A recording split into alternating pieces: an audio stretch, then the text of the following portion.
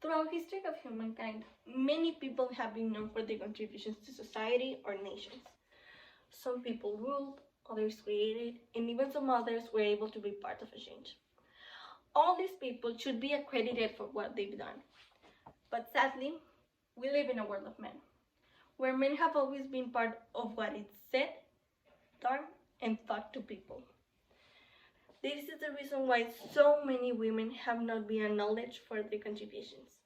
This has been a problem all around the world, but let's not go that far. It is amazing how frequently it has been a problem just here in Mexico, our country. It is true that there are many recognized women such as José Ortiz, Frida Kahlo, Leona Vicario, Maria Felix, and more.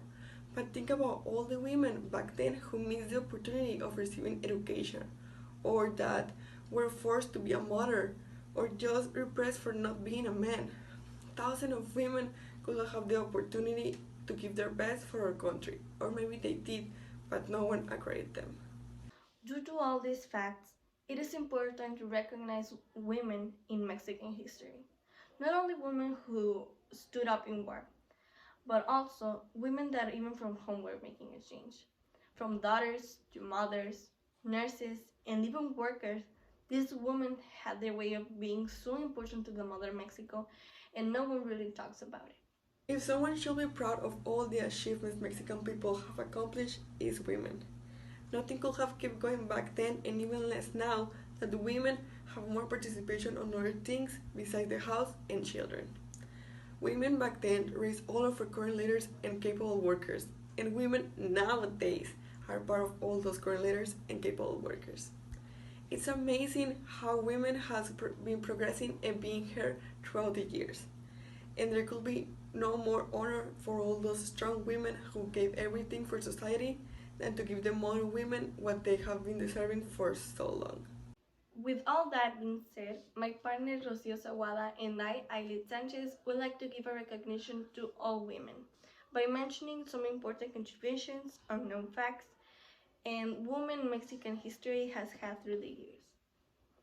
It's not a secret that Mexico is a sexist country that has always put women at the bottom in every type of situation.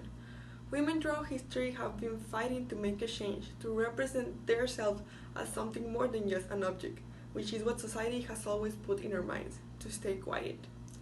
We can say that we are so proud of the ladies that didn't, because thanks to them, we can be where we are now. Most people don't really see how much impact women do in our daily lives.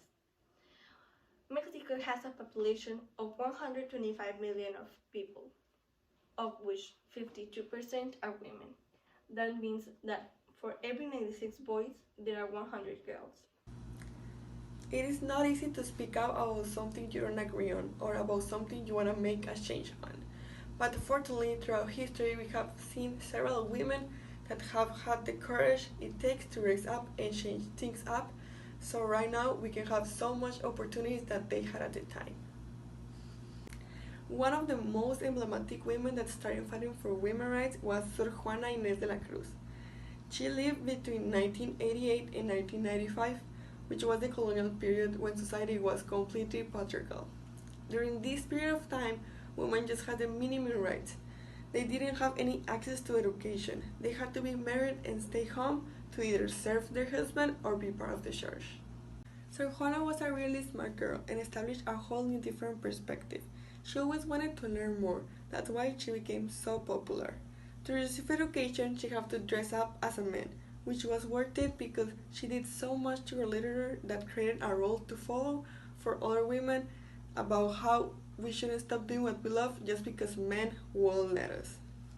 Now I want to talk about Matilde Montoya Lafragua, which is another inspiring example of how we, women, can do the same things as men can, and that nothing should stop us to become what we want.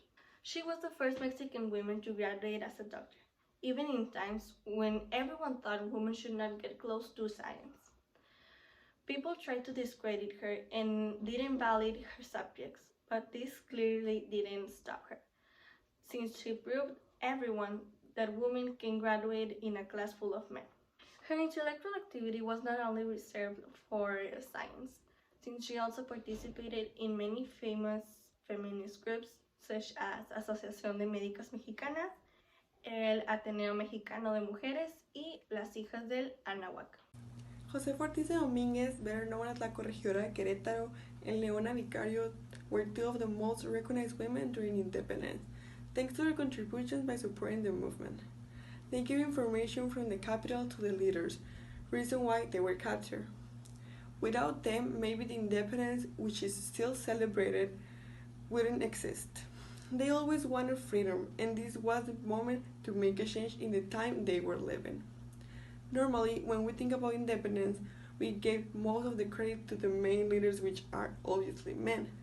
But these women risked their lives just to make happen what they believe in. And that's something we should always think about and thank them for. As crazy as it sounds, women did not have voting rights until 1953.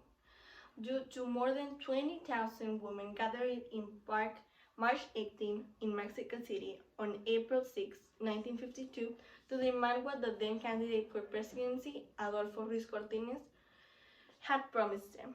They wanted to see embodied in the Constitution the right to vote and be elected. That same year, in October 17, 1953, rules changed, but this wasn't as easy as it sounds, since they have been fighting since the 19th century. Women started demanding more autonomy and rights and many other things, thanks to the ideas of female suffrage and all the feminine publications made by feminist groups in those times. Even though they started making some change, the fight wasn't over. There were a lot of things that still the government could do for women. Something really important that they were asking for was the civil equality. So that way women could be candidates in important administrative charges. Thanks to the first National Feminist Congress, they could achieve more rights and respect. Earlier, in 1953, ONU called out the countries that were part of the recognized women's political rights, but sadly, Mexico was the last one in Latin America to consolidate it. Mexican women are really an inspiration for everyone around the world, since we are being seen as very strong and powerful human beings. We just saw this on the past few months with all the protests against feminicides and the national strike, where all women made a huge impact in our country. And I'm so proud to say this as a woman, that we are also impacting worldwide. Many women are following the Mexican women's lead and protesting about gender inequality. It is sad but true to believe that in the middle of the 21st century, we are still fighting for something that should have been established hundreds of years ago. Thanks to all the things we have done during this fight, we have appeared in many news around the world. And still, we are inspiring women to rise up and make a change. That's why we are considered as an image of empowerment. With this being said, we want everyone to realize how important women are. They are currently doing everything that is possible for them to have the same rights and respect. In other words, to be treated as a human being. Human rights are for everyone, and women are no exception. It is time for us to provide our future daughters a world in which they can live in with any extra complications other than life itself. We want them to be proud of being a woman and raise their voices up with no fear of being diminished. They, as well as any other girl, has ever been born, deserve this.